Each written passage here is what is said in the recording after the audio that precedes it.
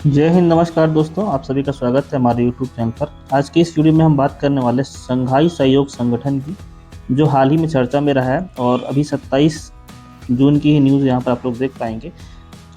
तो जो इसके अध्यक्ष देश हैं उन सभी के रक्षा मंत्री के यहाँ पे सबमिट हुआ था और उसमें हमारे रक्षा मंत्री राजनाथ सिंह भी गए थे और सभी का जो संयुक्त जो साझा बयान आता है उस पर इन्होंने साइन करने से मना कर दिया है। इस पर हम लोग ध्यान देने वाले हैं। तो याद रखेंगे आप लोग परीक्षा की दृष्टि से कि चीन के किंगदाओ शहर में गुरुवार को शंघाई सहयोग संगठन एससीओ की रक्षा मंत्रियों की बैठक हुई थी और साझा बयान जो है ये जो है नहीं दिया गया है और इसके बिना ही बैठक को समाप्त कर दिया गया है और राजनाथ सिंह जी ने हस्ताक्षर करने से इस पर इनकार कर दिया। क्या कारण थे कि ये जो संयुक्त बयान तैयार किया गया था, किसके द्वारा तैयार किया गया था, ये भी जानकारी नहीं मिल रही थी। ठीक है, और सबसे इम्पोर्टेंट ये है कि इस बयान में जो पहलगाम अटैक हुआ था, 26 निर्दोष लोग मारे गए थे, उसका इसमें जिक्र नहीं किया गया था, बल्कि पाकिस्तान के अंतर्गत जो बलूचिस्तान का प्रांत आता है उसमें एक ट्रेन हाईजैकिंग की घटना हुई थी, उस पर इस पर लिखा गया था, इस पर जानकारी दी गई थी। ठीक है, तो ये प्रमुख मुद्दा है जो वर्तमान समय में चल रहा है। शंघाई सहयोग संगठन काफ़ी बड़ा संगठन है, जिसमें हम बात करें तो पूरे विश्व की जीडीपी का 30% और जो दुनिया की जो आबादी है उसका 40% जो हिस्सा है वह इसके सहयोगी देश जो है वो रखते हैं।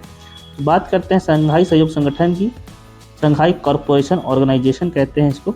यह एक अंतर्राष्ट्रीय गठबंधन है जिसमें यूरेशिया मतलब यूरोप और एशिया के 10 सदस्य देश हैं। ठीक है, और कुछ पर्यवेक्षक देश भी इसमें शामिल है।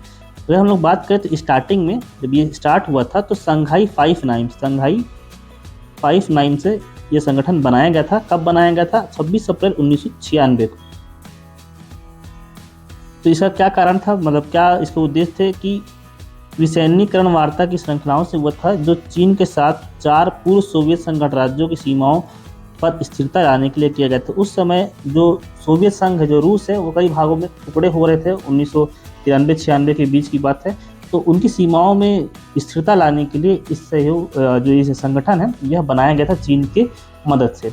वर्तमान समय में एससीओ शंघाई कॉरपोरेशन ऑर्गेनाइजेशन का जो मुख्यालय वो बीजिंग में है, चीन में है।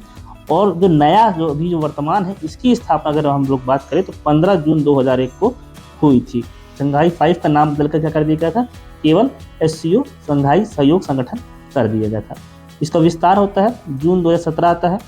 तो इसमें 2 और सदस्य शामिल होते हैं जिसमें भारत था और पाकिस्तान था। पूछा जाएगा कि एससीओ में भारत कब शामिल होता है, तो जून 2017 में भारत जो है इसमें शामिल होता है। अभी लेटेस्ट सबसे नया सदस्य देश कौन सा है, प्रश्न आपसे पूछा जाएगा।